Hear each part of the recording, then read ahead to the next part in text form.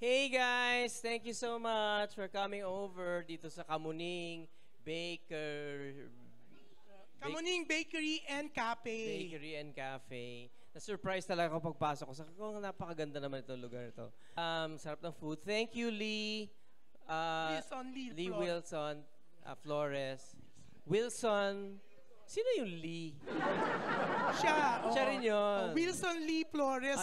Wilson Lee Flores. Yun talaga, Lee talaga siya. Chinese siya. Unahan na lang. Yeah, thank you so much for your generosity. Siyempre, alam mo, nakakatuwa, Ogie, kasama natin ang buong A-team. Yes. Sila Patty, sila... Si Paolo Bustamante, yung director natin, andyan din. Siyempre, ang handler mo, si Ray Lanyada. Siyempre, si Ray ang head na po ng LBD Entertainment. And si Freddy Blasco. Siyempre, nandito kompleto, pati ang mga taga-LBD. Malay nyo, magdagdag sila later ng prices, no? Oo. Pero excited ako kay Wilson Lee Flores. Pero kailan nga ba ang Ogie OK2? November 30 sa NPAT, Newport Performing Arts Theater. Kasama ko ang Jamiel. Jamiel is JM De La Serna and Mariel Montellano. Sila yung sobrang popular na duo na nanggaling sa TNT, Tawag na Tangalan. Sobrang solid yung fanbase niyan. So, at ang galing nilang kumanta. And of course, Beanie. Sila yung dalawa kong guests. And I'll be singing mostly reimagined versions of my songs. Marami akong niready na bagong arrangements. Plus, ewan ko kung napanood nyo yung magpasikat kong performance. So, dadalin ko yung piano ko doon, yung paikot-ikot, dadalin ko sa NPAT. I'll do that suite there. And super excited ako. Kasi sa dami ng pinroduce naming concert this year, sabi ko, ako naman, gusto ko, parang habang nagpe-perform si Martin, parang na-miss ko na mag-perform. So, this will be the start of many, many other shows. Next year, marami tayong mga series na gagawin.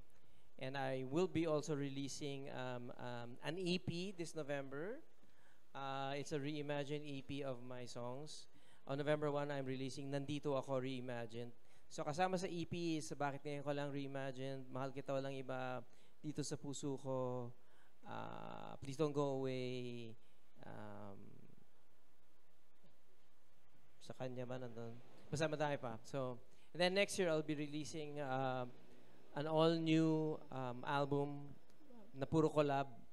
So that will be probably February, March. Sana matapos ko kagad. So, pero nasulat ko na lahat ng song. So, hopefully next year ma-release ko early enough. Yan. And then I'll be doing series of shows next year. Probably minimum of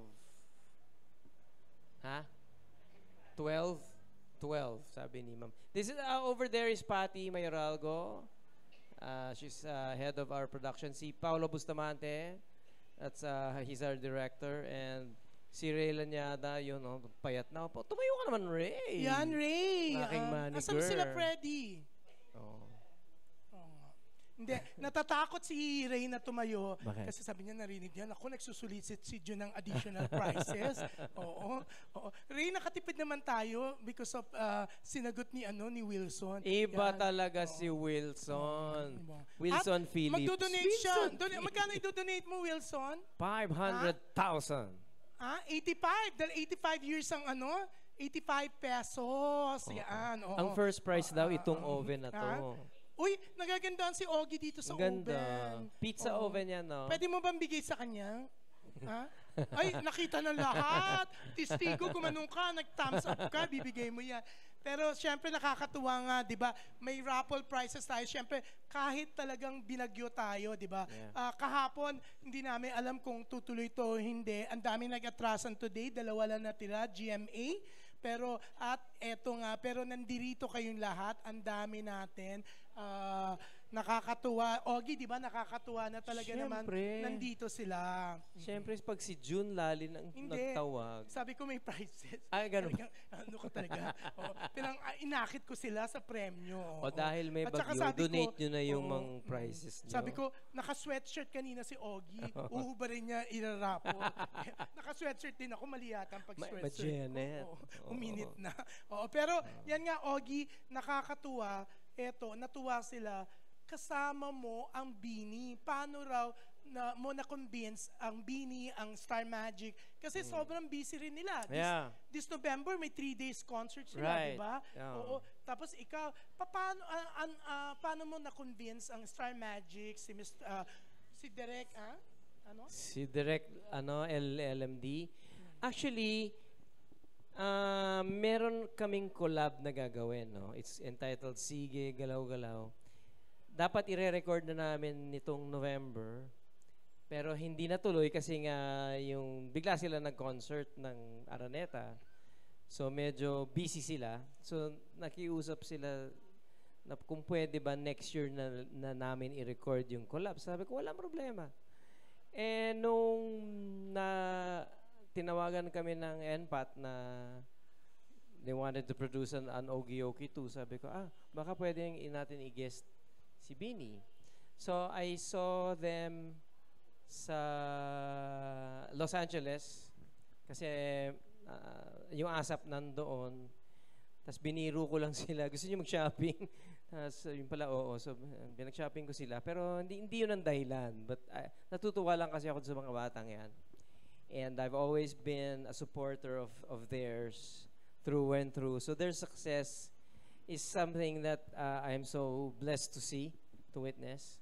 So natuwa lang ako. Parang regalo ko lang sa kanila yon. So nung tinanong ko, pwede ba sila mag-guest? Walang kaabog-abog. Of course, we'll adjust to your schedule. Kailan ba yan? So they got all the schedules. Sabi nga ni Patty, ang dali daw kausap. So I am just very thankful to them and to the management. So yun yung naging story nun. Yes. I think Sephora yata sila eh. I think yun yung... Naku, talaga, Sephora. No. Si Salve Asis ang ilig sa Sephora. Ay, ganun ba? Oo.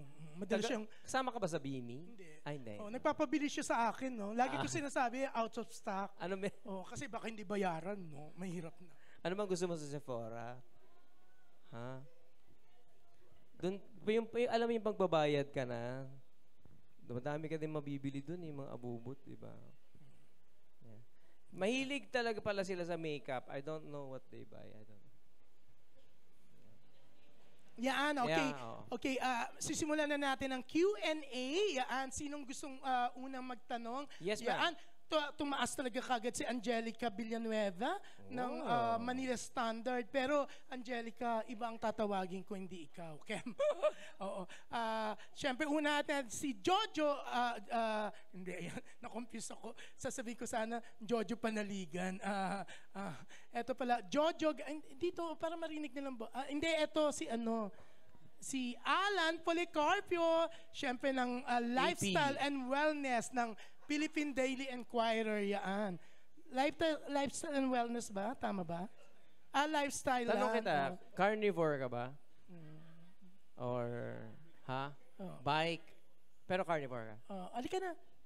See? Carnivore siya eh. Mahilig siya sa... Ang laki kaya ng pinayat nito. Teka, kailan ba tong concert? November 30. November 30. Yeah. Alright. So, Ogie 2. Yeah. So, may parang theme po ba this time? Like, kung anong klaseng mga genres yung mas ifo-focus natin? No, it's all my songs. So, kaya may reimagined. So, lahat ng mga songs ko reimagined.